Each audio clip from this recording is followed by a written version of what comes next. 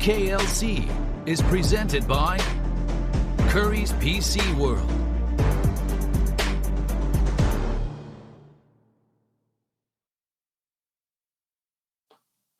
Hello, ladies and gentlemen, and welcome to the UKLC Day 2, Week 2, brought to you by Curry's PC World Gaming.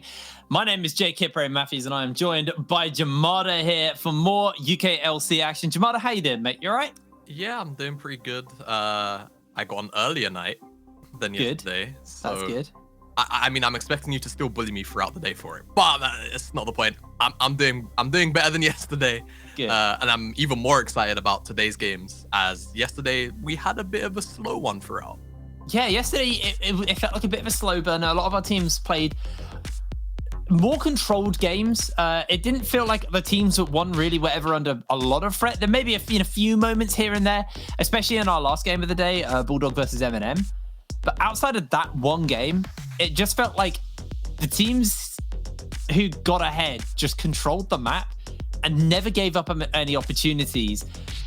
One of my major criticisms yesterday were maybe some of these teams could have played that better. I'm mainly looking at the London Resolve game. I think it was London Resolve, where Resolve definitely should have been probably 10 minutes quicker ending that game than they were. But at the same time, they didn't really make any like massive mistakes that would have put them in any kind of jeopardy. Yeah, and I mean, in the interview with Fastlegged, he kind of highlighted, well, we'd never practiced against this team composition of like Zoe plus the Maokai, so we just didn't want to take any risks. And, you know, when a team doesn't want to take any risks, you end up with, give or take, 40-minute long games. So, you know, still happy to see Resolve playing a slightly cleaner, you know, version of League of Legends, especially compared to last week, where even though for the most part they looked like they were in control, you know, especially the M&M game. M&M seems to be a real scrappy team, so they really kind of just bring it to everyone, it seems like. But even Resolve, they should be wiping M&M with little to no difficulty. But yesterday, full control, so it was much better from them. I think the big thing from the interview we had with Poke at the end of the day was, when I asked about the Vayne, I was like, was this something you had prepared? Was this something you were ready for? And they're like, nah, he just said pick me Vayne, so we picked Vayne. And it just shows that they don't really let any teams get into their head too much, and they're just kind of taking it day by day, game by game. And I mean, they've been so fun to watch. They're 3-0, and I mean, let's actually just look at the standings to see who is where right now here in the UKLC. Is after yesterday, it's going to be Resolve and Bulldog, all with 3 wins and no losses. Envision are locked into 3rd at the moment, and then we have 4 teams tied below that. That's Barrage, Enclave, London, and M&M. And then down at the bottom it is Demise, who are 0 and 3 in the standings right now. Yeah, Demise still struggling to find a win. They haven't really had the best of starts. They haven't looked particularly too confident overall as a team. But, you know, looking at it, their first game of the day here into London. So, team right above them, if they can actually pick up this win, they will just equal the score in the standings. You can see the games coming up for today's matches on your screen. We'll be starting off, like Jamada said, with London versus Demise. Then it is Bulldog versus Envision, Resolve versus Barrage, and we're rounding the day out with Enclave versus M&M. What game are you kind of got your eye on right now, Jamada? I mean, I'm kind of looking at this opening game and then also the closing game. So when it comes to this London Demise matchup, I think honestly both of these teams have had sort of their strongest members be in all like facing lanes. So, you know, PFI and Billy have looked really good. Pillar and Fennec have probably been the strongest performing members of Demise so far.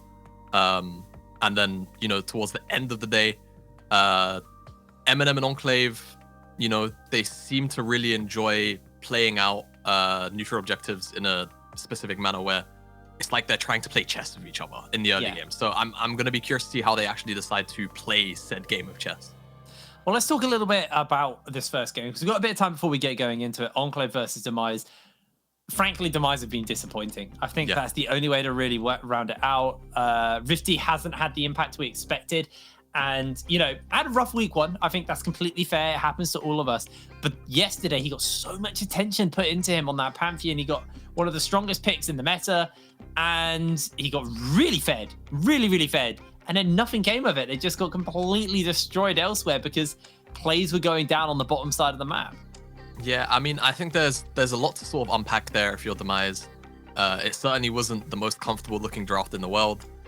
Pantheon doesn't end up in top a lot these days, whilst he can still play top, and we saw, you know, the kind of lead you can accrue with a Pantheon top lane when you've got such a sort of easy to play in matchup. Yeah. If you get a Pantheon that far ahead and he's in the top side of the map, you have to unlock him from that lane. You have to give him the time to actually roam down to bot, to mid, and have it be numbers advantage. But they just bullied on the Angel, and then they never really moved him anywhere on the map. It would be different if he was mid lane, because then it's like, okay, he's got two choices of lanes to actually gank, right? He can just R top or he can R bot. But when you're on the top side, you can only really roam down to mid. Otherwise, you have to commit a lot of time to actually make a bot play happen. So, yeah, you know, I think sort of looking more towards the draft as well, because Enclave, they had a teamfight comp. Demise, they had a more 1-3-1 skirmishy teamfight comp. And yeah, Demise just played into Enclave way too much. We also need to look over on the other side. If we're going to keep on the top lane of disappointing top laners who we know and love, people we know can perform. Yeah. Mapillion on this Sion pretty much exclusively for the first 2 weeks, and I there's not really much to add. Yeah, land a goddamn ult, dude. That's it. Mapillion has been on Sion duty for the past 3 games. Yeah. That's kind of, it's not genuinely been all the analysis. He's been on Sion and it hasn't performed well. You said yesterday going into the game, there were a couple of times where, well, I say a couple of times, pretty much every time they set up for a fight in week 1, they just would have to disengage from even attempting to contest because it would be a 4v5. Would get picked off or chunked out, and it just wasn't particularly great stuff. So I feel like going off the performances of both these players, I do feel like Rifty should walk through Mapillion here. He walked through his top lane yesterday, but the rest of the map went wrong. So I think the question is, how do we feel about this bot lane? Because Den Voxney, bar that one auto attack which he put on a minion at the end of yesterday, that could have changed a bit more of the game, Den has been really well performing in the UKLC so far. And I think Demise's bot lane haven't had that same performance yet. Yeah, I mean, a little harsh. I think that auto attack on that minion probably wouldn't have saved the game. They were kind of far gone. But yeah, no, I mean, Den Voxney's been having, honestly, a blinder of performances so far. I don't think he's actually had a bad game, even though the standings don't really reflect that at the moment. So, you know, I think looking into Zandra and Kuzi, Den Voxney and Hepe should have themselves, in theory, or at least going by performance so far, a relatively okay time. Yeah. And you know, just looking to keep Den Voxney on something really comfortable. He really is good at this Jhin. So, you know, I wouldn't be surprised to see London prioritize that. Even though yesterday it took him, that's got to be a record. It's like 35 minutes to get a Dark Harvest stack, but that was just the game for him. Yeah, that was a bit of a rough one for him. Yeah. Before we get going into this game, obviously we do normally put our predictions in. There were a few confusions that went up on social media earlier before the break. We had Barrage in there twice, and I thought I predicted Barrage, but then I remembered I predicted Enclave. Pretty much tied there bar the bottom. I kind of dropped a little bit of my favoritism a little bit coming into today, going, right, I'm going to stop predicting M&M constantly. Yeah, I mean, I think across the board, a lot of these predictions are probably what most people would be expecting. You know, I think a lot of people may not have the same level of faith in Demise. But I don't think this is necessarily going to be a rollover game. I definitely still feel Demise do have things to play for. It will just come down to what do they actually end up drafting? Because, you know, yesterday opening with Pantheon and then going, hey, Ivern's a thing. And then they put Pantheon top and not Ivern top. I know it might seem a bit harsh, but I guess it's just one of those weird things. But yeah, Enclave Demise, Enclave M&M at the end of the day, you've wavered in your support. Loyalty till the end. Well, yeah, I mean, they bought your loyalty. Honestly, coming into this season, if someone had told me, you know, you're going to be predicting Bulldog quite a lot, Jake, and you're going to be predicting them over the likes of Envision, I would have said you're having a laugh. But honestly, yeah, Hachi has just been so consistent. I think that's the big thing for me on Bulldog, because it's not like, oh, they're just getting some good matches. It's a consistency thing. Yeah. They're consistently doing well, and Hachi is consistently outplaying anyone he plays. So genuinely, I'm so excited for game number 2. I want to keep this streak going, but before that, we do have our first matchup of the day. It's going to be London taking on Demise. This is it. Demise need to find the redemption or they will fall behind the pack going into week 3. We're going to throw to a quick break, and when we're back with that first game. See you in a second.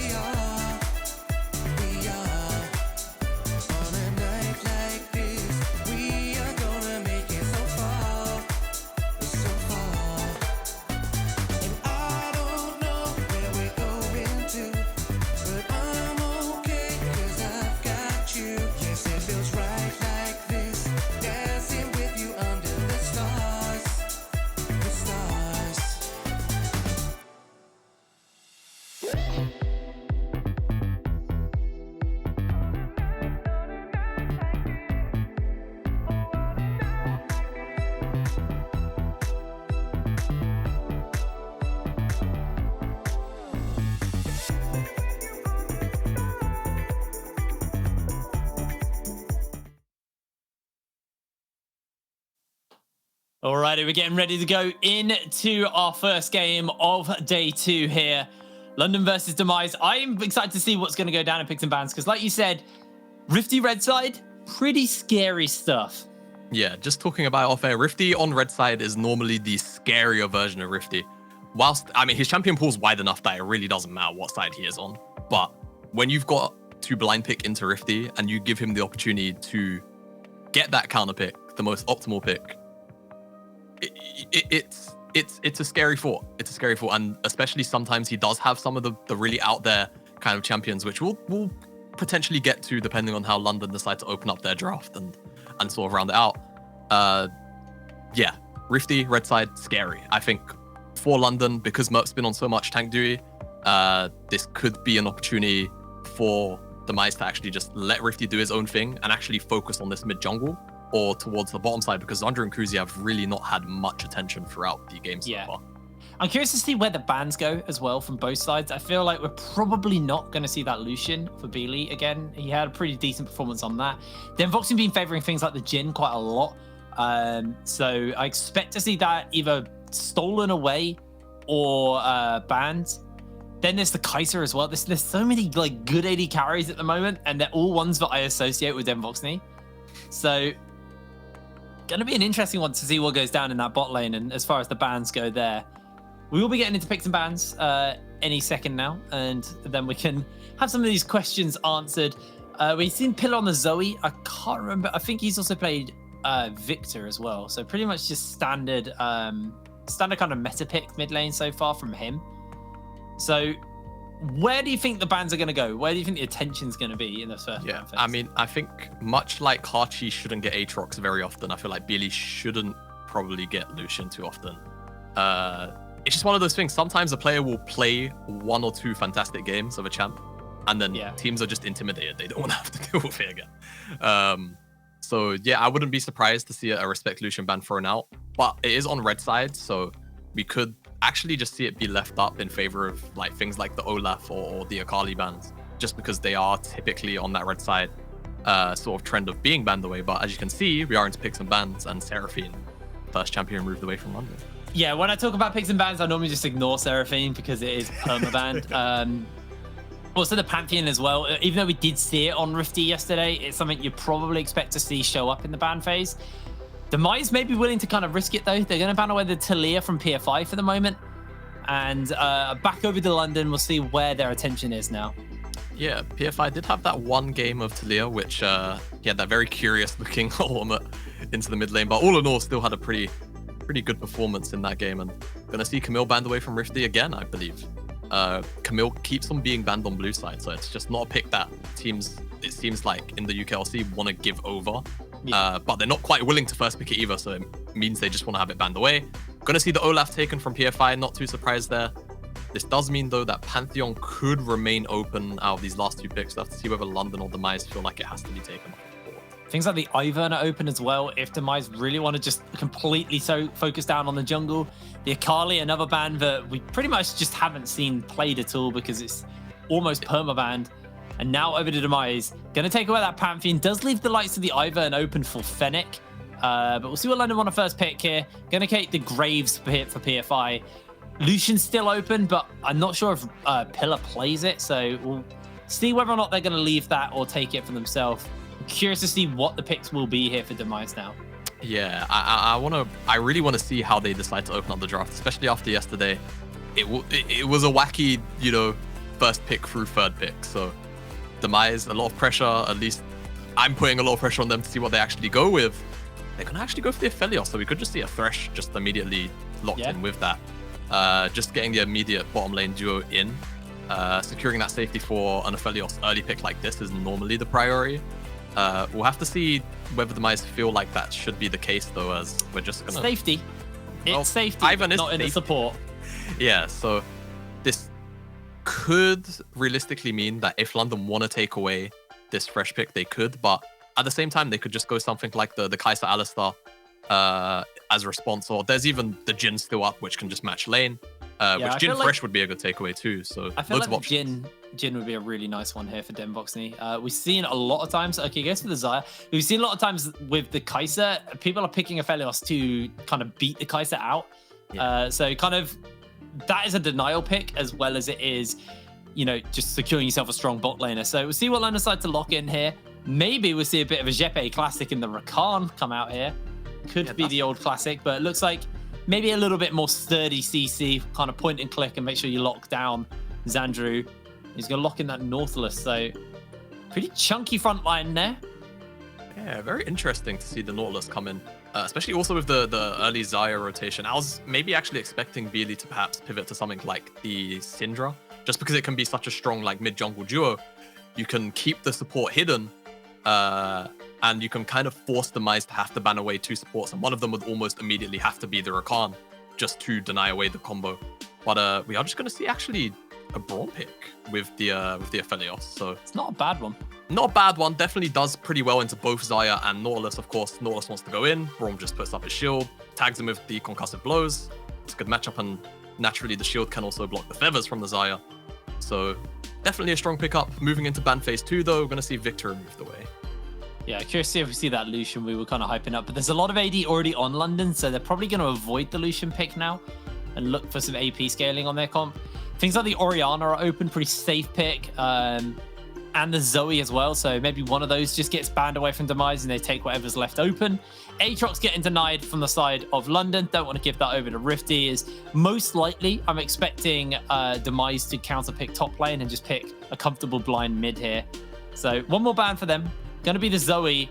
And I feel like this maybe even forces the Orianna ban out from London, really. So they don't just give it over, but nope. Going to take the Silas off the board. And now I'm expecting to see this Orianna get picked up for Pillar. Yeah, I would expect something relatively... I would expect either the Orianna or the Syndra here for... Oh, Syndra, yeah, Pillar. sorry. Completely but on the flip side, the Silas ban plus the Aatrox ban kind of signals to me that Merp wants to take up the Ornn, which, you know, Rifty, he's not going to pick that champion, so we know that. We're going to see the Orianna most likely locked in here, and it is. And I'm going to just go out on a limb and say this is most likely just the Syndra Ornn rotation. London don't really need much else. Though the Ornn pick into Braum... Yeah, that was literally where I was about to go. I was like, do you really want Ornn? It can be a bit scary, so we'll have to see, because actually both those champions do pretty well into the Sion too, so I guess he could just default. Yeah, I was about to say, are we just going to say Sion? Like, yeah. I think the Ornn is... Okay. Okay, yeah. The Silas ban, that makes more sense. All right, cool. So Malphite, you're dealing with an immobile, well, duo of Aphelios and Orianna. Malphite having that threat on the backline is always going to be high value. And now it's time for Billy's pick. I mean, I've said the Syndra. It could honestly be a couple of other things, but that's definitely the highest priority champion that I can think of still up. Yeah. I'm curious to see whether or not we see like the Renekton from Rifty, or maybe just that Gragas. Something that can kind of deal and bully Merp out. Yeah. So wonder what he's going to take here. Yeah, Rifty, he's got a wide array of counter picks at his fingers, so it is really just down to how he feels today. In something like Malphite, he's got a lot of freedom. He could pick something really, really hyperscaling here and just take over the side lane. He could just go down the more team fighting orientated route.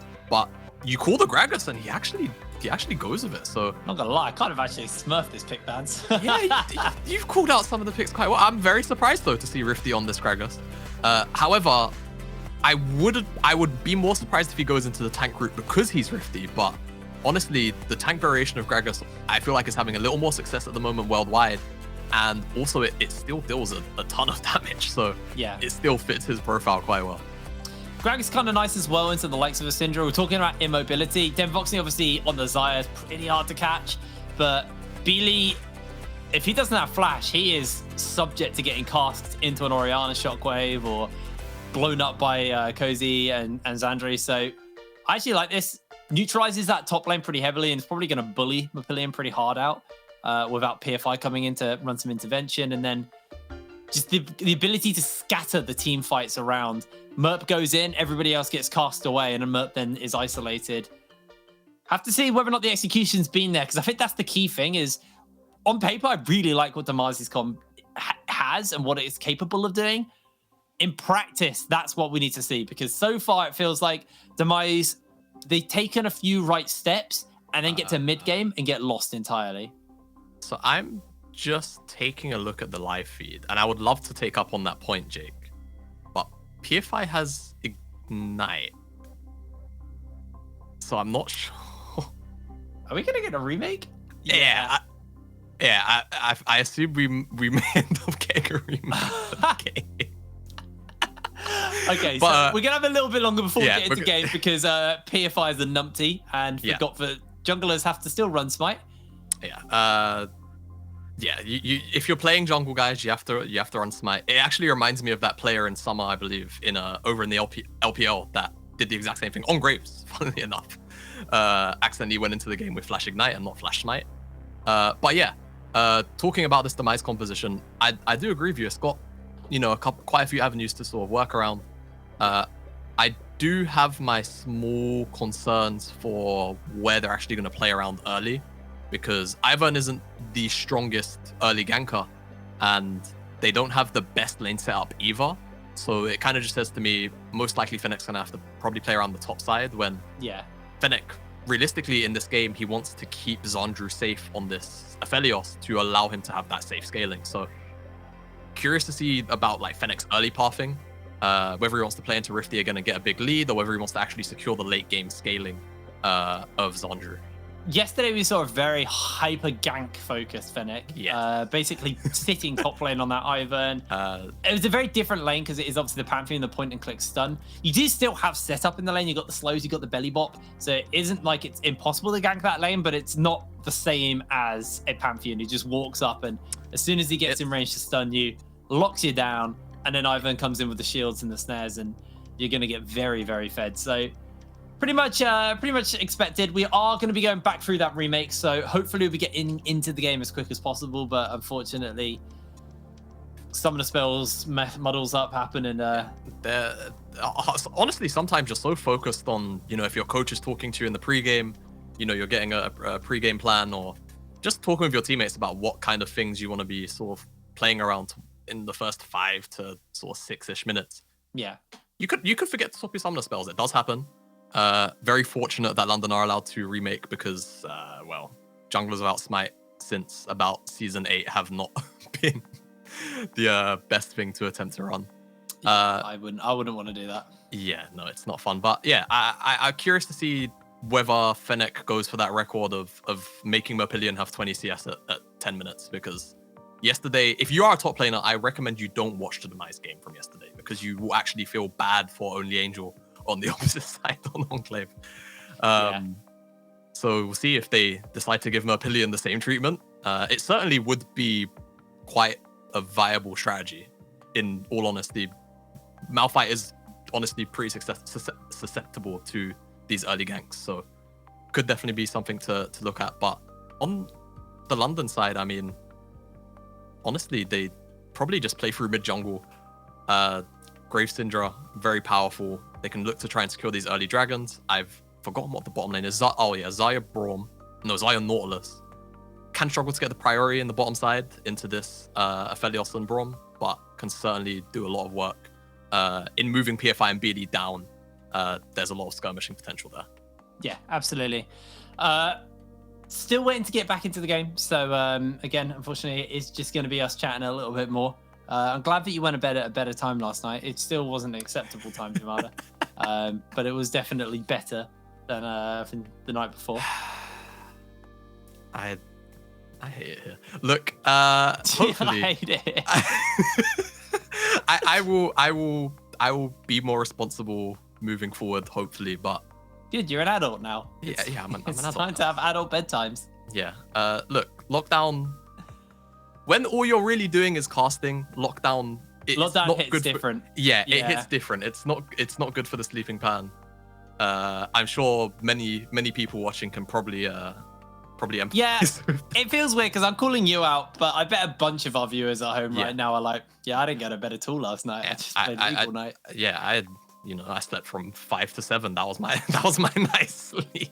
Wow, that is how are you 2 hours of sleep in right one now? night would not be ideal. Yeah. Well, we are back into picks and bans. I don't know if we're actually going to bring him up. Oh, we are. So we are. You can see everything happen out once again. They are exactly the same bans. We're not going to get people trying to spell stuff in the ban face like we had in previous seasons gone by. Yeah, it was always fun seeing what weird 3-letter words teams could come up with. Oh, it's 5-letter words now. It's 5-letter words now. You got ban face too. But yeah, there you go. We're going to see the teams just run through their picks. Not going to be picking in the same draft order, just picking for themselves. PFI has Ignite. No, PFI. Look, he won't. He's ready. Okay, he's ready. See, yeah, we can see it on our feed. At home, I don't think you can. Yeah, he's got the smite selected, guys. So he's already doing better. We're gonna have a game on our hands. So I want to talk a little bit of predictions on like just the state of the game. Do you think we're gonna have more games like we had yesterday, where it was controlled and kind of just these real chokehold games, or do you think we're in for a bit more kind of Have we got to the circus yet? That's the question. Have we got to the circus yet? Well, here's the thing. I think that London have been one of the better proactive early game teams in the league so far. They've been willing to move Beely away. Beely is, or more or less actually, I should say, Beely has been willing to sacrifice mid lane waves if it means making plays on either side of the map, typically towards them Voxnate and Hepe. And PFI will move in tandem with him. So, you know, with Disgraves and Syndra, the likes of an Ivern and Orianna can't always keep up with that much damage early on. You can still, you have a lot to work around on that Demise side with the Shockwave and with Daisy. It can sometimes be like a 2v3 with that Daisy ultimate, but at the same time, you know, Graves burst, Syndra burst, it can be really oppressive. All it takes is one scat of the week and you just get blown up. So yeah, the wombo is nutty between those two. Yeah, I mean, we saw yesterday, Hepe actually, on the receiving end of not being able to interact with the enemy team because he got scat of the week to max ranged. Yeah, he got scat of the week and then grey screened as everything was thrown at him. Yeah, so yeah. There's a lot of potency there. This time though, there's a lot of shields and physical shields actually because Braum is literally there to block out that damage. So less potential for those downtown snipes, but still, you get caught in that CC. There's a lot of burst damage here. There's a lot of immediate snap engage from London too. Well, bans are done. Sorry, picks are done. Bans are done. Summoner spells are correct. Runes are correct. And we're ready to go into the game. So once these teams loaded in, we do finally get to see some action here, unfortunately. A bit like yesterday, we had a couple of issues to start us off. But, you know, it wouldn't be the UK scene. I say this every time, but it just wouldn't be the UK scene without something going wrong. That's just how it's been for as long as I've been in the scene. Yeah, it always kind of felt like that. Last split, I felt pretty lucky. We never really had too many delays in our games, but other games would normally be delayed, so we would end up starting a little bit behind schedule sometimes. But yeah, you're right. It wouldn't be the UKLC, it wouldn't be the UK scene without some delays here or there.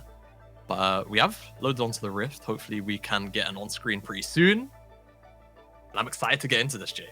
I'm very excited to get into this. I think Demise have a lot to prove, and we're loading through onto the Summoner's Rift for our first game of the 4th day here at the UKLC. London on the blue side, Demise on the red.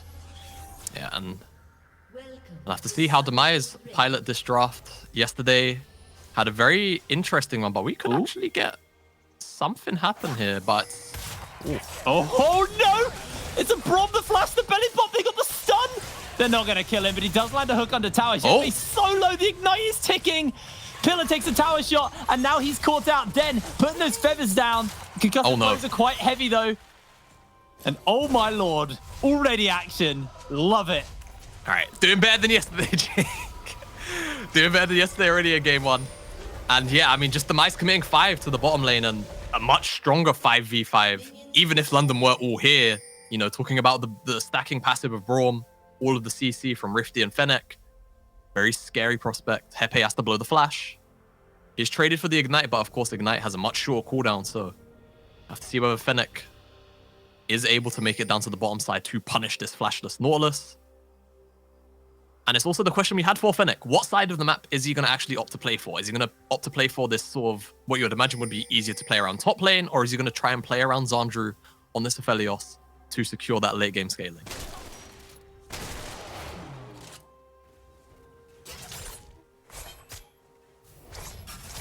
Well, X flash into the bush, Hefe. I don't know if you want to take that hook, mate. He was thinking about it. It's one of those scary things when you're into Braum playing Nautilus where once you take the hook, you're in. And then you have to walk away. But if you've been tagged by that passive, you know, it's very easy to get stunned up, especially if Zandru has the red gun. I believe it's called the Severum, but I could be wrong. Yes, it is. We actually went over this. Yes, we did. Was it me and you that went over this? Yes, it or was definitely. Orcs that called me out on it? I think Orcs also called me out on it. Oh, he did? That's kind of funny. Yeah. Severum, I can't recall what ability it is. I want to say it's probably the Q. Just allows you to stack up the concussive blows so fast. So yeah, you get the attack. Walking out of the trade. Yeah, walking out of the trade is almost impossible as Nautilus. But it's going to be London with the early priority, which not necessarily too surprised about, but Kuzia and Zandru definitely could have tried to fought a little harder for it if they wanted to. But Fennec on this red side looking like he's going to path towards Rifty in the early game, whilst PFI pathing towards his lane of priority on the bottom side. To be fair to Demise's bot side, they didn't have Ignite, and London still did. So it was a flashless Nautilus, but it's an Igniteless Braum, so that fight could still be a little hairy. So stepping away from that is Pillar and Billy just going for a trade here. Shield from the Command Protect means that Pillar will come out on the better half of that. Fennec is just picking up the crab in the river. Yeah, top side. Just going to be both junglers taking crabs on their sides of priority.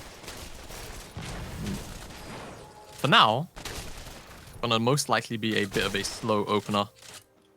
Again, London, they've got this bottom side lane and mid to, have set up for this PFI Graves ganks, but at the same time, you probably don't necessarily always want to take the fights on the bottom side just because Braum can make these fights very hard to navigate.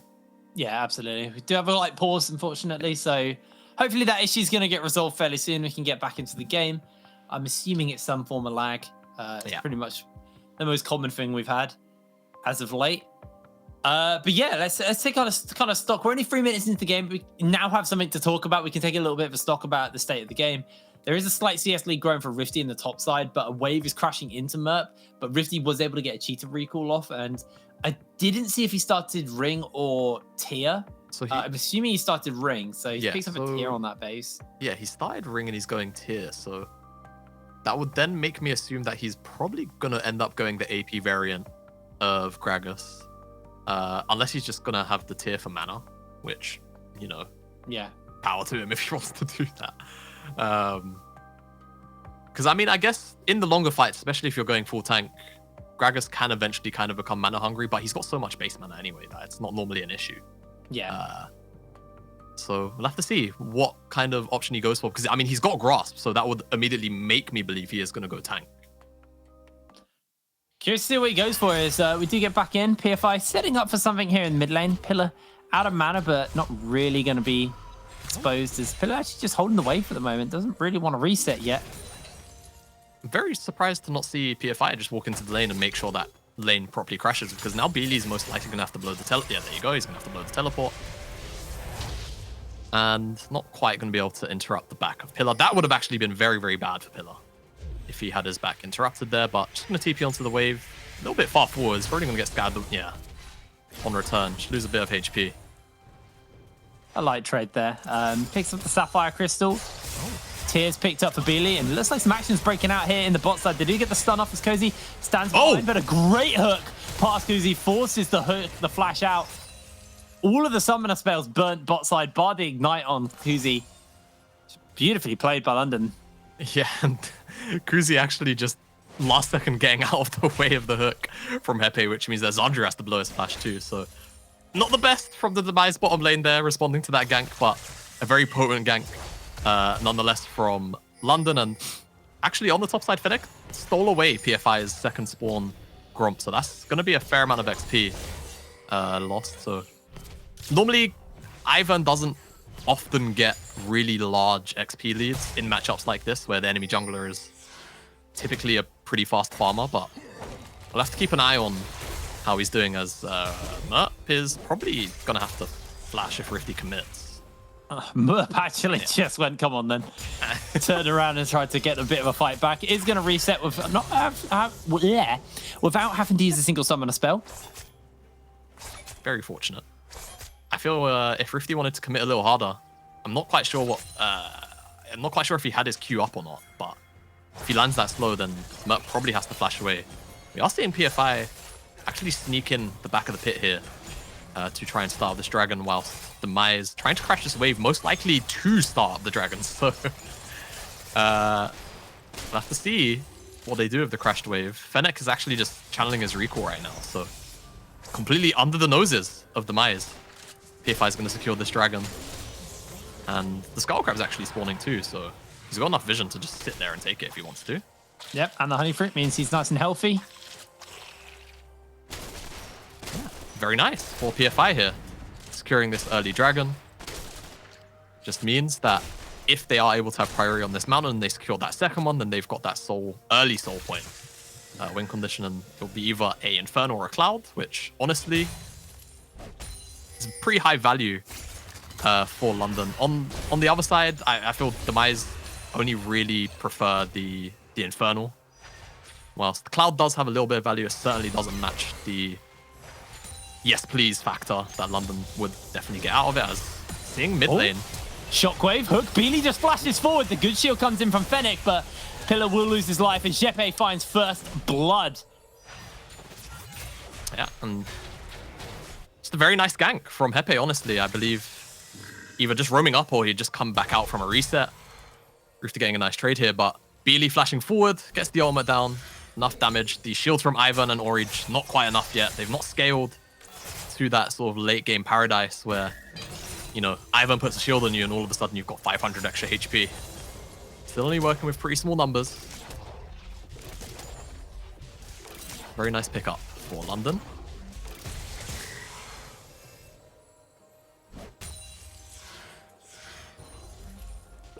Jeppe maybe looking for a hook here from the bush.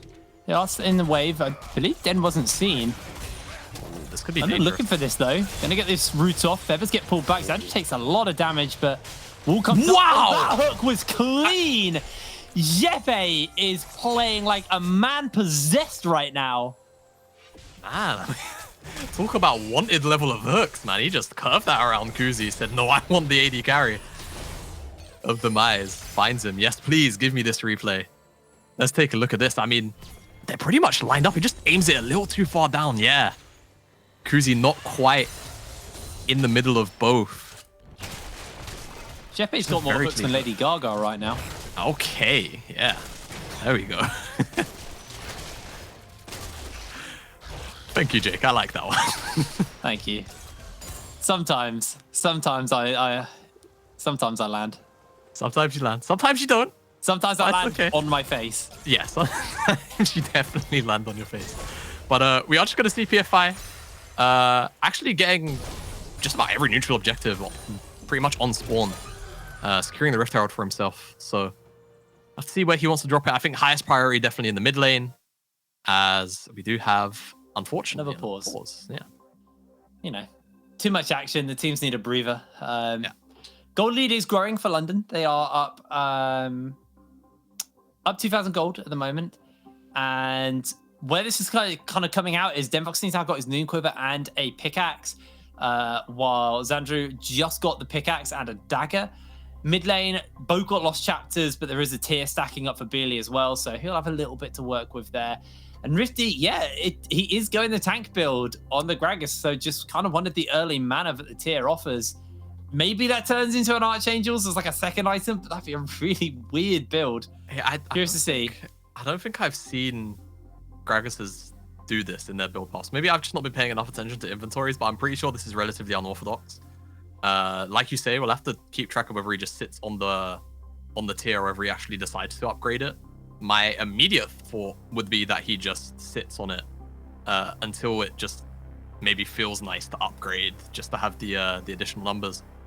But tank variant of this Gragas is still going to be the theme here, which are definitely surprising to see Rifty on a tank. You don't often see him on these big, beefy frontliners, but like we said, he does have a wide champion pool. He's more than capable of playing it, and it is a very powerful champion at the moment.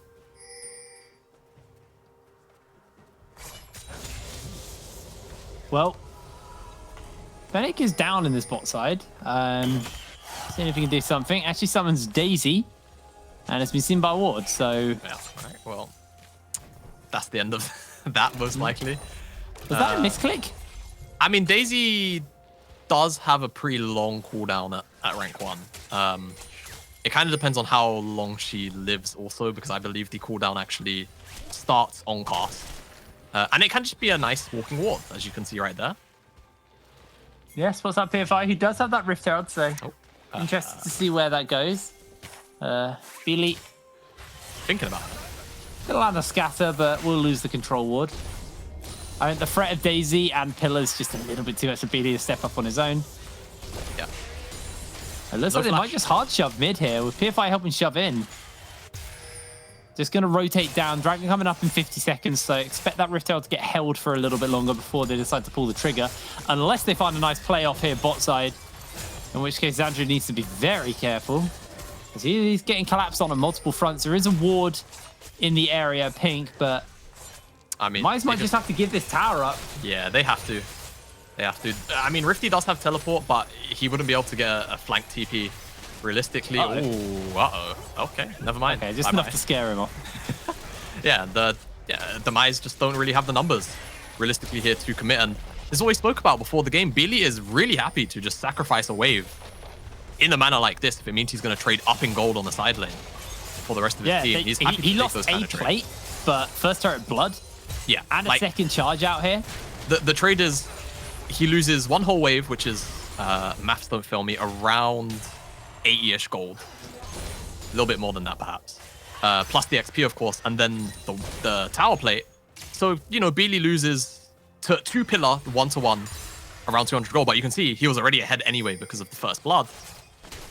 And on the bottom side, you just see PFI, then Voxnay, Hefe, E up the entire tower. And we had the gold just flash up on our screen. And you can see at the top of the screen also, it's just ballooned the gold lead.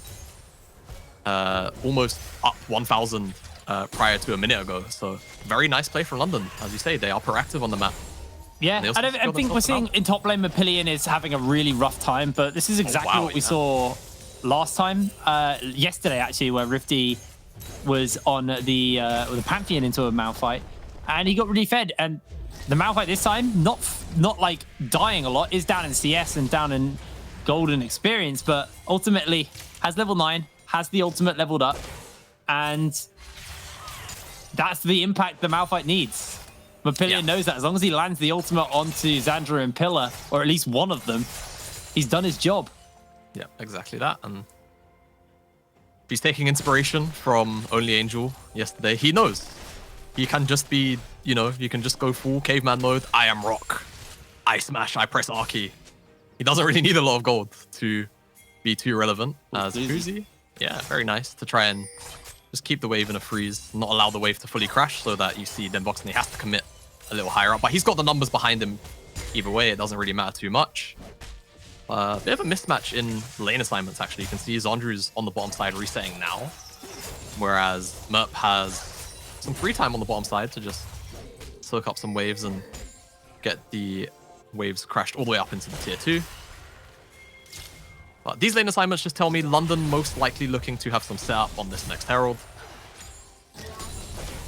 Demise a little bit behind on the rotations as Shockwave. Very nice. Yeah, good Shockwave by Pillar. Is going to trade up pretty heavily there. Beely, no teleport available. We'll just go for blue buff and then probably looking for a cheeky reset at this point.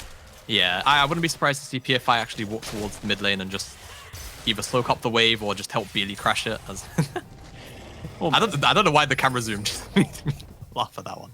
It's Syndra. Yeah. You're not really going to miss that. No, you're not. And Pillar actually being very kind to Beely, just hard crashing the wave, and Beely should be able to reset if he wants to. But he's just walking up to the top side. You see PFI also in the wings too. Again, they just love to make side lane plays if it involves PFI and Beely towards then Voxnay. Trying to get that last plate, but they're going to run out of time, unfortunately. PFI in the wings, just going to dip back into Fog before that ward will spot him out. Fennec has made his way over and looking to just grab himself a bit of jungle farm, but Riftel spawning up soon and Jeppe will spot Fennec and the ward. Just going to take a reset. With the Gale Force finished onto Den Voxney versus triple longsword, pickaxe on Xandru. Yeah. Bot lane is feeling pretty gapped right now. Yeah, that's a lot of gold to be down. Very early on in the game as well. Have to see. Oh, clipped by the start of the week. There it is. That's that big combo. Big shield, big ulti. Is able to survive with the sliver of health. But this is what you're talking about. It's so hard to play into this jungle mid duo because they just blow you up. Like, here's the thing. You get scattered the week, and it kind of just normally puts most champions out of range to actually respond to any more damage. And I mean, if PFI is close enough to even get one more auto off, then yeah, I mean, Pillar just dies to the burn. But fortunate for him, is able to just about survive. Or even if I think he Gale Forced in. I'm not sure if the Gale Force damage actually was close enough to hit Pillar. So literally, just sneeze on him, he'll die. It's the power of this combination. And they do secure the second Herald off the back of it. And right on time for this third Dragon spawn. Wouldn't be too surprised to see London try and force mid lane priority, drop the Herald, make Demise make a snap decision on choosing between saving the mid tower and dropping this next Dragon. Coming up very soon with the early Dragons that PFI's been able to secure for his team, mainly through just how hard this bot lane have been winning out. He's going to secure an early soul unless Demise can find some way to contest. Have got that Moonstone finished up onto Fennec right now. Sunfire on Rifty, but still no Mythic on Xandru. And no Mythic on Pillar either. When their counterparts are rocking completed items and now moving on to their next pits as well. You got the Sork boots on Beely, and Rifty could just be getting caught out here. Jeppe goes for the hook. Rifty able to charge away to safety, and this charge is not actually going to go down, so they have to work this way forward. But look on the map, everybody is miles away. Rifty can't actually deal with this. Yeah, Demise need to reset, or they're going to run the risk of... Well, what I'd like to see is London not take the inhib, but if London felt like it, they could. But it was a very interesting point brought up very recently. Let it happen? I mean, they're going to let the crash happen. It would be really good if this inhib goes down for Demise at this point in the game. Rifty's not bothering. Rifty's actually giving it up. Okay, he's playing this smart, really smart. His minions might deny that, though. PFI will take the tower in the meantime. And okay, so Rifty does finish it up because he realizes the wave is doing too much damage to the Rift Herald anyway. I mean, so inhib will survive, which is actually pretty good for London. Yeah, it's actually better for London because in situations like these where there's not a whole bunch you can punish on the map, there are a lot of standing towers towards the top side, right? But you're effectively sacrificing one lane of farm CS XP when you take that inhibitor. So realistically, the best times to take inhibs are when you know you can pick up even more from that whilst the inhib's down. So, you know, you can get a Baron or you can get a Soul. Those are the times you really want to take inhibs. Otherwise, for 5 minutes, you're effectively just not going to get CS from one lane, and you're just funneling gold into the enemy team. So, yeah, smart from London to not commit. Unfortunate for Demise that the Herald doesn't actually. I mean, they have an open inhibitor bot lane while tier 1 top and mid still stand. I mean, Demise. Like, look at the gold lead now, and they've only had 2 kills. Yeah. Once these 2 altars go, that gold lead just grows. It just balloons out of control. We're 4 minutes away from Soul. You can see the gold graph on the screen already, and it's again a bit similar to what we saw yesterday, where these games, one team gets ahead and the other team just doesn't find an opportunity to get back into it. There has been a couple attempts. Pillars landed some really big shockwaves onto Beely, but never really had the rest of the damage to finish it up. Now has that Ludens. So we'll see whether or not that might make a difference, but Mapillion will take this tower topside. Power of that W actually did a fair amount of damage to that. Yeah. More standing gold to just take. We'll see. Oh, hello. Oh, PFI. He dodges away on a lot. Does still have the Gale Force. Tries to flash over the wall. Doesn't quite get away with the Gale Force. But so has to burn the flash. Hook comes out by Jeppe, and Xandru almost getting clipped there. I don't know if Jeppe wanted that hook, to be honest with you. Could have been honestly pretty hairy.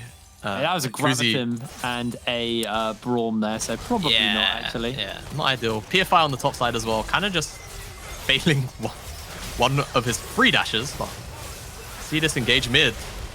Throwing a lot out here to keep himself going, but Daisy's up, and now the stuns are going to be working. Beely's jumping in as Mapillion's actually able to get himself a kill onto Pillar. Good scatter of the week, but Rifty comes in with the belly bot, sends his Syndra into the trigger seed.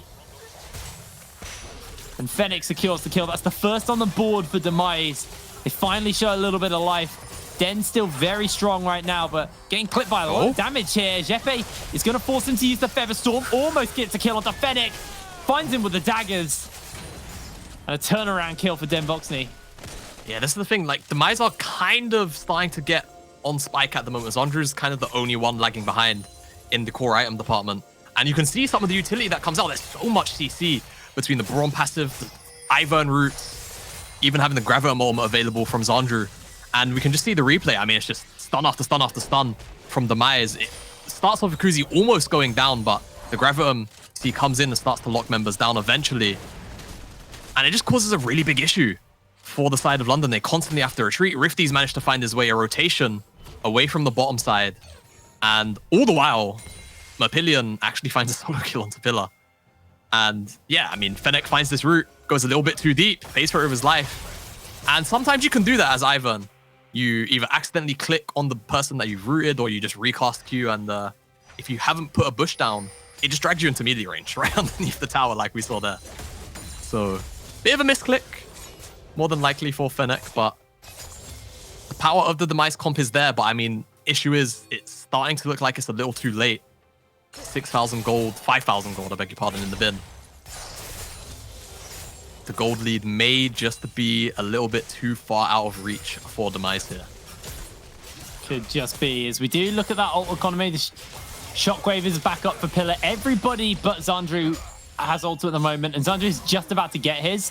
Dragon coming up in 45 seconds means expect this to be a pretty explosive fight. Voxney doesn't have his ultimate, but I believe actually it will be up in time for the Dragon as Rifty gets a belly bop onto the Jeff Bay that forces him to flash away. And now they're looking for a fight here. Hook's going to land. Scatter to weak to follow. Ooh. That's a big knock up as the Shockwave catches onto Den. Den loses his life. Shutdown already picked up, and Merpillion just wasn't there. He wasn't in range to find this opening.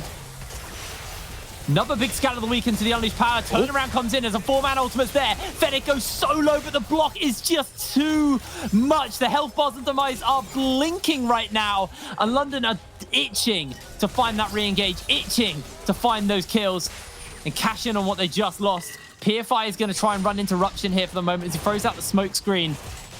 And they are going to continue to keep this going. Fennec is very, very low. PFI will spot them all out. And it looks like London are just going to concede this Cloud Drake.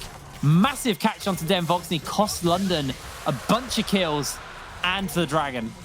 Yeah, and I mean, it's just a very nice cast from Rifty, and you can see the CC just gets layered on the back end. And this is all just because Den Voxney's ultimate is maybe 20 seconds, 15 seconds away from coming up. You see, it starts off with Hepe almost getting caught out, and London say, okay, let's take this. We're going to get the re-engage. The cast knocks Den Voxney a little far forward into the ball, actually, of Pillar. Gets Shockwave, gets CC down, dies before he can even cast any other spells. No ultimate available to dodge out on these tools, so he's just a sitting duck, and we see Demise kind of overcommit a little bit. They almost fall. If some of these members drop here, then maybe London can feel a little more confident in contesting this Cloud Dragon for Soul. But Fennec walks out on single digits, it looked like. And the other members were pretty much bleeding heavily too. Of all of that zone control, Demise, I mean, London not quite able to walk in. And I said just before we saw this fight, we saw the power, the potential power of this Demise draft and how obnoxious a lot of the utility can be. It seems like the gold deficit isn't quite enough to have Demise completely out of it just yet. Yeah, it's a 5k deficit, but we are seeing real life from Demise. You can't put a price on CC. Definitely not, and just going to delay the Soul and a potential Elder by effectively 10-11 minutes. We did see, though, the gold lead did come out a little bit there, where even though they lost the fight in the Dragon, when Merc landed that 4-man ulti, you were like, okay, that they are really strong as a team. Like, imagine if Zen was there, that would have been the easiest tidy up. If absolutely everything. Den's got the Feather Storm, or just got feathers flying through the rest of the team, that's it. He's cleaning up that fight. Yeah. Absolutely. So, Den Voxney really, as long as he stays alive, as long as one of these core members, Beely or Den Voxney, don't get immediately popped, these fights should still be London favored, but you can see the utility, the obnoxiousness of this composition from Demise starting to come through a little bit now that they've got a couple of items in. The scaling's starting to roll through. Xandru's working towards, I believe, the Runans. So once he gets that, he is certainly going to be quite powerful as got another pause. Yeah, unfortunately, we do have a DC from QZ. So hopefully getting back, hopefully we'll round our first game up because we've had a few technical issues in this first game. But so far we're seeing, you know, signs of life from Demise, which we haven't seen all split long so far. It took them until the last day of week 2 to kind of show us what they're made of. Over on the side of London, though, they are still massively far ahead in gold. They're 5 towers to 0 right now. It's a very significant lead. The Essence Reaver and the Gale Force on Den Voxney still building towards his next item. Curious to see what he goes for. I'd like to probably see the quick blades as the next item to see kind of max out that CDR, get your E off cooldown, because obviously if you don't know what quick blades does, every time you crit, it takes a chunk off your non-ultimate abilities. So being able to kind of pull the feathers in and out constantly and just weave that, especially when you got a Sheen, is going to make Denvoxney really, really strong. So we'll see if he decides to go for that, or maybe something a little bit more traditional like an Infinity Edge. It looks like the pause has been sorted and we're getting back onto the Rift. It was just a minor problem. Fortunately, just a minor problem. And yeah, if Denvoxney is going to go towards the IE or the Quick Blades is yet to be seen. Quick Blades, though, definitely does amp up his damage significantly. It's basically the old Shojin, Spear of Shojin, but more or less you don't have to cast ult. And you don't have to cast R, yeah. I think crit any character that uses crit got a lot of love. Yeah, really undervalued like crit champions in general, how much love they got. I mean, you more or less kind of see the power of crit whenever Yasuo and now Yone, whenever they get strong, you're like, I guess crit's pretty broken. Well, Collector gives crit and lethality.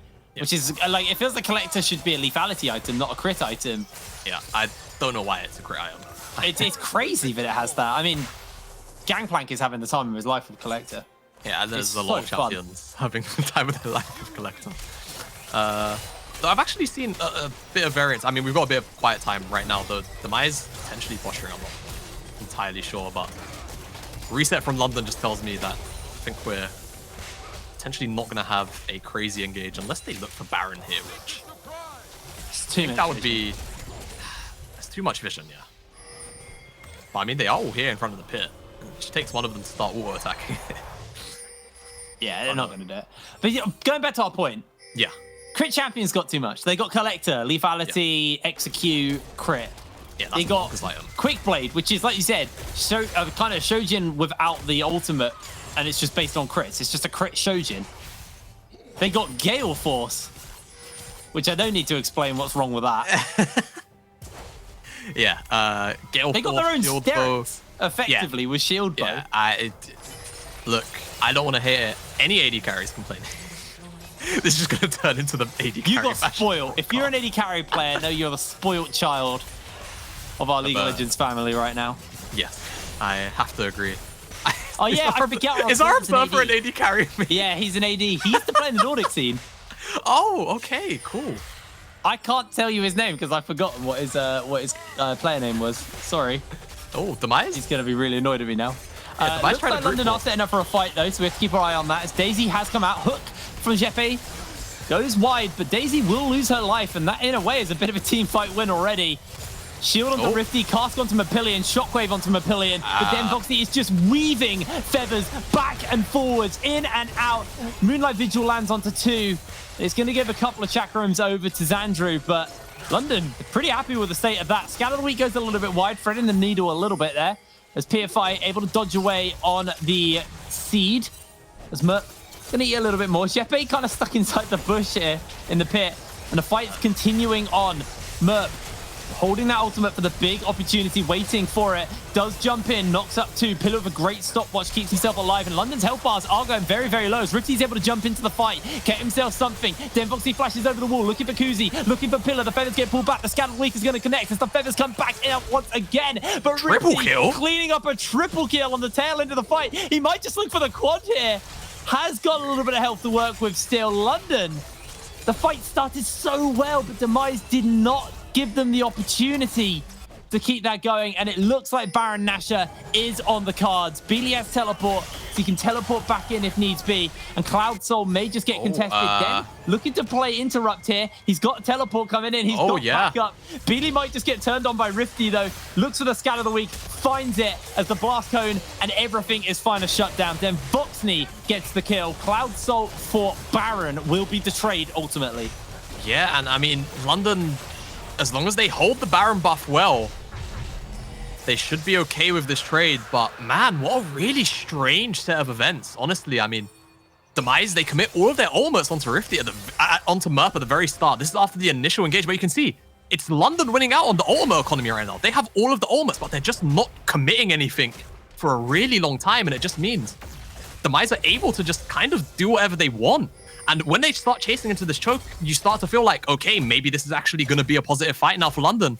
But you can see then Voxney and Beely are actually separated from the bottom side. So it's actually just allowing Rifty to separately run down the bottom half of the fight whilst the rest of the Demise members chase then Voxney and Beely away.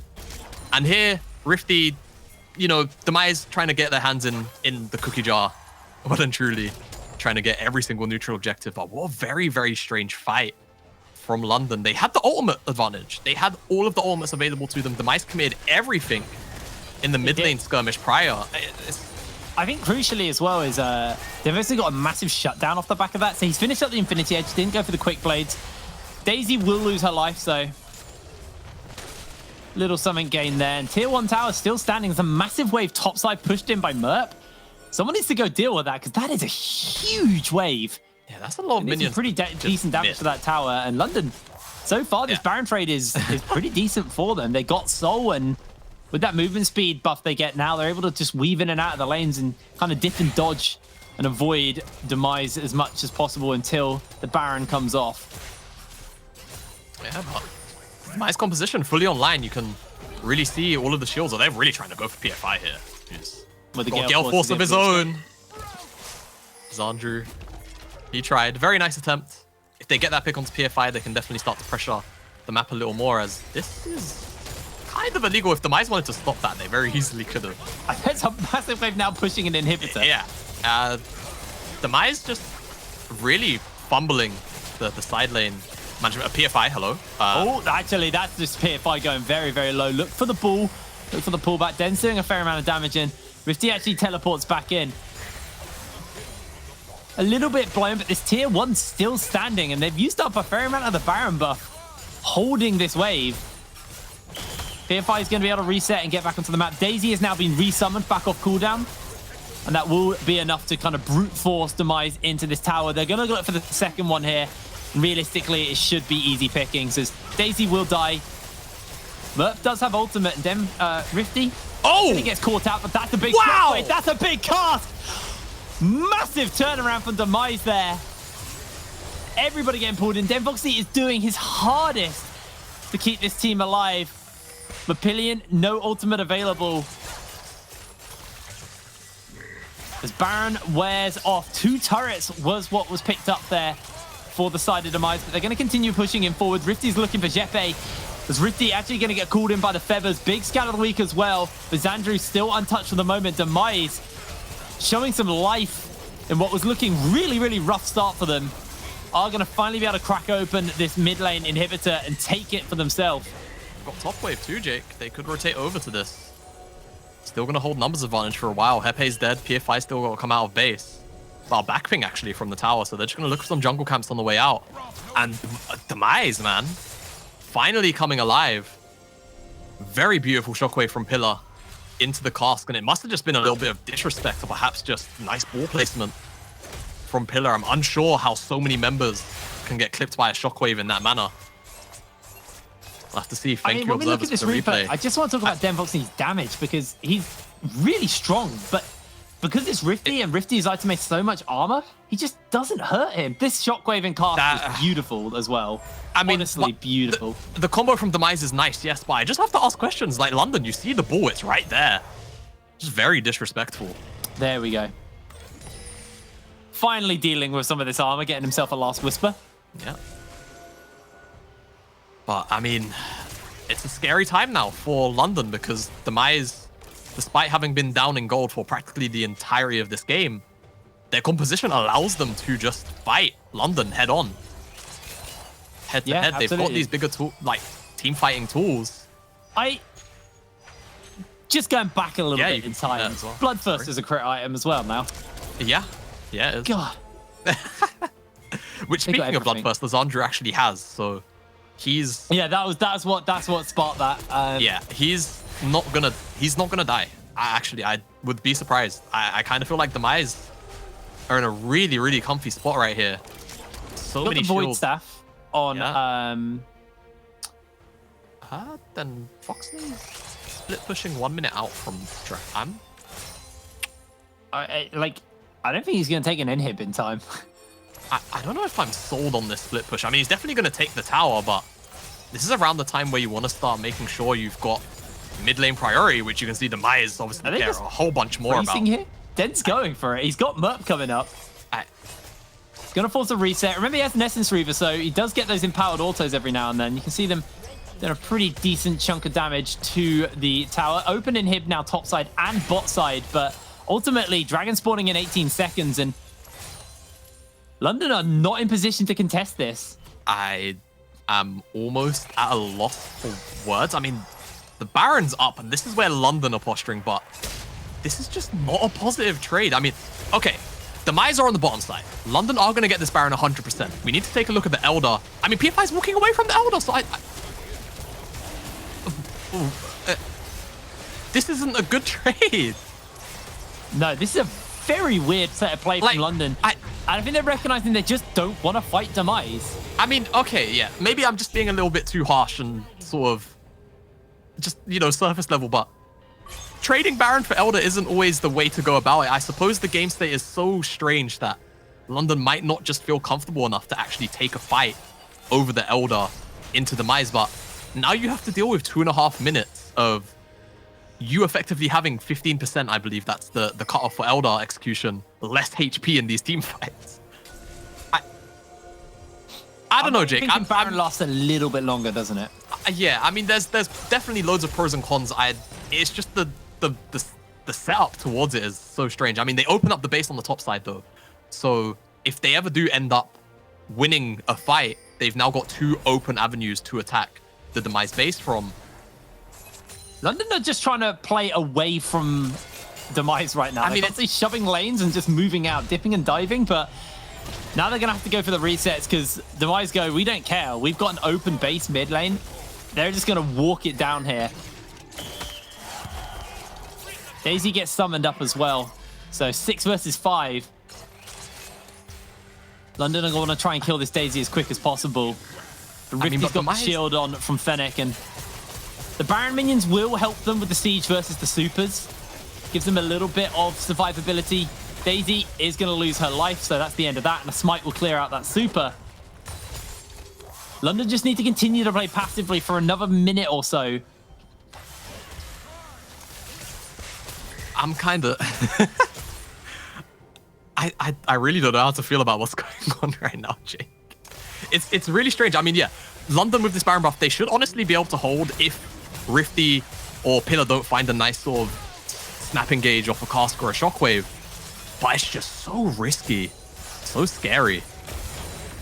With this Elder, and I mean, PFI. The cask, he goes wide. They get the hook underneath the tower. They get the scan of the week. Massive Nautilus ult. Here comes Mapillion. Ultimate goes wide by Xandru. Jeppe lands yet another. Wow. Beely throws it out. He gets himself the slow. Gets a scanner down. Den put the feathers out. And Demise with Elder lose the fight as London duck and dive beautifully to dodge everything as their inhibitor respawns. And now they can shove with Baron. All right, I take it back. Maybe London are just smarter than I am. We've got the teleport coming down on the top side. Beely's going to try and push on this top side. We've actually got Merc trying to run interruption on some of the Demise members. And I mean, it's worked for 3 of them. Only Pillar's going to make it back. Then Voxnay's pushing by himself at the moment. He needs to be careful. He has Featherstorm. Yeah, does have Featherstorm, does have Flash, does have Heal, and the Gale Force. The tower goes down, and Daisy also will fall. There is only 3 turrets remaining, 5 structures in this game for London to knock down. And the last turret, which isn't protecting the Nexus, falls. All of the inhibitors open in Demise's base. Teleports coming in. The fight looks to break out, and PFI isolated. Has to flash away. Dodges out on that belly pop. Good scatter the weak to make sure there is no further chase. But here is a big ulti. They're teleporting in behind. The fight is on. Demise are looking to close this right here, right now. Pillar looking for that shockwave. Misses it. Doesn't land it onto absolutely anyone. And London breathe a sigh of relief as they get back to safety. God, I've got to say, Pillar's got Flash. He's got to commit there, in my opinion. Multiple members of London without Flash. So definitely could have clipped that shockwave, but maybe just feeling confident in his ability to land it. Misses. If he lands that, that's it. The game's over. 110%. No way that London would ever recover from that. But man, both teams really hungry to fight. But it's just been such an intricate game of Demise want to play ARAM. London know what side waves are. And London, honestly, as much as I may have given them a little bit of a stick for the Baron Elder trade, honestly, they have... It's a curious way to play the game, but here we are, 40 minutes in. Then Voxney is full build as well now. Oh, yeah. Full build. 100% crit. Got the armor shred, got the infinity edge. Didn't go for the quick blades. To be fair, he's threading those feathers like he has enough CDR anyway at the moment. Yeah. Then Voxney is huge. Even Zandru, whilst he's not full build, full crit, he's in his own right quite the monster right now. Yeah. Especially with all the added utility from the rest of his team, all the space he can be provided with. Albeit he is 2 levels down on then Voxney has. I can't believe how close this game is right now. Like the gold lead is I would say is irrelevant at this point. Oh yeah, the gold lead's been irrelevant since about 25 minutes in as his composition, yeah. So it's really just about who finds who. And who just makes that one critical error. One major misstep. I felt like Den Voxney's probably wishing he had an Ornn right now because he could do with an upgrade to his ultimate. Yeah, I think... Not his ultimate, sorry, his Gale Force.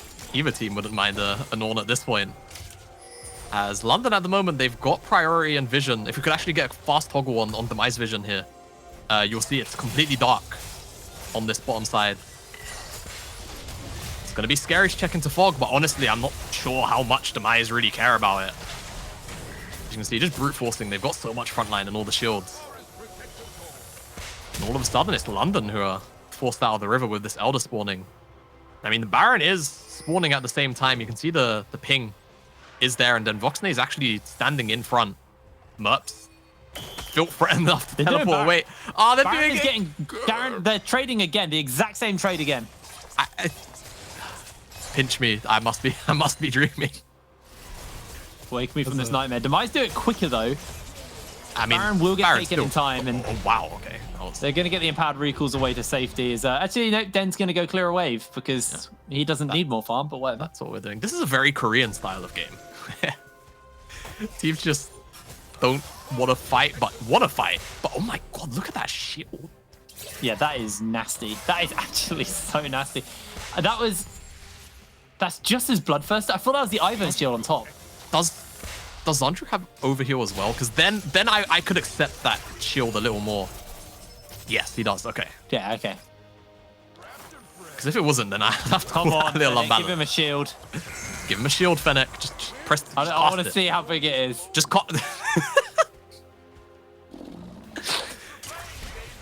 just cast. There you go. All right, yeah. Don't forget, there's an Orianna in the game too. There's an Orianna in the game as well, so it's bigger than that. That's 1,000 in shield value. Oh my lord. Someone get a Serpent's Fang or something, man. At this point, I don't even know if a Serpent's Fang could deal with that. Daisy's being Rifty's port into this, and 42 minutes into the game. I thought this was going to be a little bit more of a closer Fiesta, but it was just a very close controlled game, and I think maybe the macro has been a little bit Fiesta. The trades for Elder for Baron. Yeah. Demise, though, it just feels like London, this is what they did yesterday, was just kind of play too passively. Yeah, I mean, I guess it's just so strange because London can be a proactive team. We've seen them do it, but Demise, this time around, composition just benefiting the state of the game far more than London's. As London might be in a bit of a peculiar position here. They are really split up. Then Voxney's in He's got Narnia. Baron. You can get a Baron reset off. There it is. Yeah, he's fine. He's gone. Demise like a bull to a dog. He's over here again. Oh my lord. Well, this is the longest game ever. Yeah, this is probably the longest game so far of the split. I think we definitely eclipsed it. I want to say London Barrage. Not London Barrage. Resolve Barrage would have been the longest game from yesterday in the split. And then today, definitely at least 3 or 4 minutes past that record. At some point, these teams have got to stop handshaking objectives and actually fight for one, right? We can't keep trading Baron for Elder. Looking for the hook. Oh, no, there's a long death timer. Work with that. The cast comes in. Everybody slides down. And Rifty loses his life. I don't even know how that happens, Jake. I don't even know how that happens, but now it's going to be Demise without their top laner for 50 seconds. London, they've got a wave. There's no Baron buff anymore. You got to take this. The cast is down. This has got to be all 3 inhibs, nothing less. At the least. One by one, boys. Just line them up. Right, go on. Daisy's going to slightly alleviate that numbers disadvantage for them, but then wanting to walk up, a little scared of Daisy, will kill her first as she gets thrown back in and chunked out pretty heavily. Inhibitor getting focused, and London walk away. Look at they take an inhib and a half right now. Look at the minions in London's base. That's why they have to recall. Beely's not resetting. Beely went for the reset. Shockwave goes on to Merp, and that is just Merp.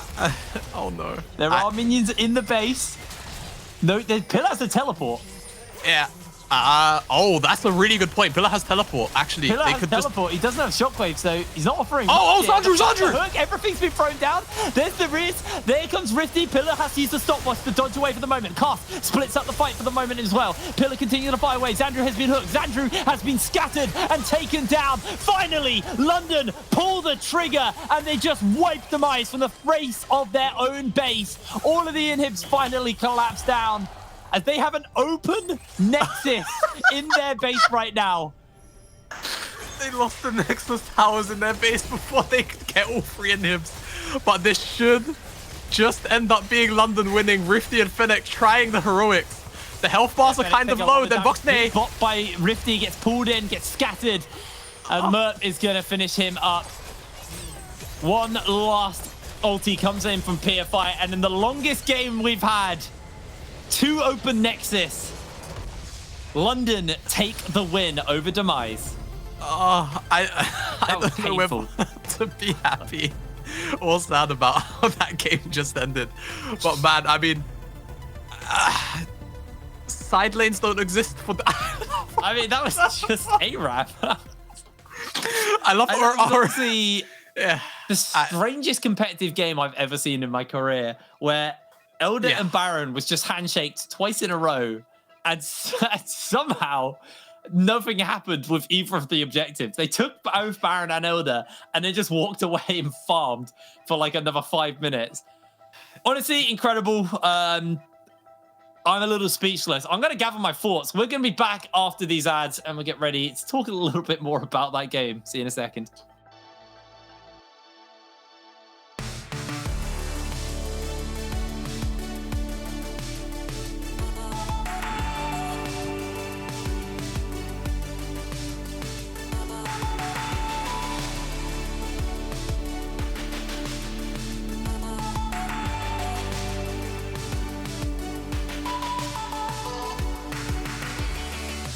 What's up, active.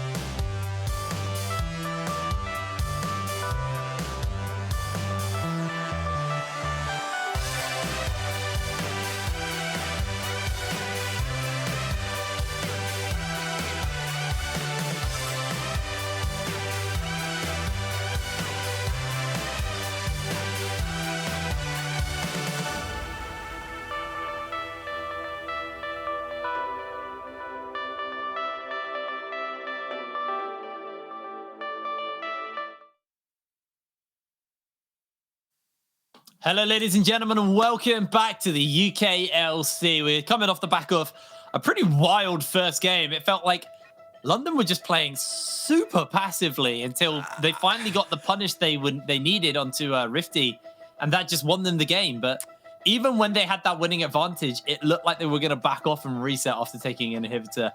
Genuinely a dazzling game. I don't really know how to describe it. It was so surreal. That was definitely one of the more peculiar national level games I think I've seen. Yeah, I mean, I was gonna say it, but our observer actually said it in our chat, and it made me crack up, so you had to take over. Demise didn't want to play with side lanes. London played with side lanes, and apparently that was the difference maker. I would really love to know how on the back end Rifty just died, because that was kind of the... Yeah, we missed the setup to that. They obviously they knew he was in the bush because there was no vision in the bush. They obviously saw him head in there. But yeah, it was genuinely interesting how they caught him out. I'd love to actually be able to go back and have a look at that in further. But well, we could talk a little bit more about that, because actually someone who does know exactly what was going on there, Beely, is standing by ready for an interview. Beely, how you doing, mate? You all right? I'm doing good. I think you're giving me too much credit when you say I know what was going on there, because I'll be honest, I've got no idea. Haircut. What's going on there, mate? I know, it's lockdown. Yeah, look, Beely always likes to experiment with his hair, and he normally does a pretty good job. I'll call this a solid do, but I mean, seems we were just talking about it. You were in the game, and I'll ask you because you was part of the setup. How did you know Rifty was in that bush? Did you just clip vision, or you just sixth sense game? We had a suspicion because he just cleared the wave, right? And he's a bit unkillable, so I would be confident in that situation too. But it was kind of a blind hook. So. Oh, fair enough. Okay, because we can't on stream we missed that, so we were like, wow, that was either stream sniping or there is no stream sniping, by the way. Just there is a delay. Just to be completely clear, it was either stream sniping though, or just complete luck. Really good shot from you guys to be able to find that pick, and ultimately what blew the game open. I want to talk a little bit more about how that game was kind of so passive from you guys, and why you were deciding to trade Baron for Elder 2 times in a row. What was going on in the comms there? Yeah, so we identified from draft straight away pretty much that they were drafting like an unkillable Aphelios, right? We're not winning this game by fighting them head on. We could earlier on, we shut down the Aphelios so we could take those fights, but as soon as he got to a certain break point, we knew front to back we're just going to lose, especially when Gragas was unkillable for like the 3rd dragon fight or the 4th, when we TP'd to get it. So we knew we had to play off sides and like try and get creative, and that's essentially what the comms were. We were just like, okay guys, think like G2. Probably didn't work out as well as we hoped, but we got creative in the end and it got us the win, so a win's a win. Awesome. You got the longest game of the split, so we'll have to see if you can keep that up or maybe look to improve that. So what is kind of the game plan for you guys right now? What do you think the key thing you want to work on is? I think we just need more time to gel, really. We came together as a roster pretty late. We haven't had too many scrims, we haven't had a coach for a while, so I think the more games we get where we're just like building that confidence in each other, we know what type of game we want to play and playing towards that instead of trying to learn something new. Awesome. Well, congratulations on the win there, Billy. It was a bit of a hard-fought one, and honestly, like I said, creative way to close out versus a team that you knew you couldn't beat on straight 5-on-5. So congratulations on that, and hopefully we'll speak to you again soon. Thank you. All right, and for you guys at home, we still have more games to go. That was only the first one. We still got 3 more to go, baby. Coming up after the break is going to be Envision versus Bulldog. Can the undefeated be defeated, or will they keep the streak going? See you in a second. Sunset.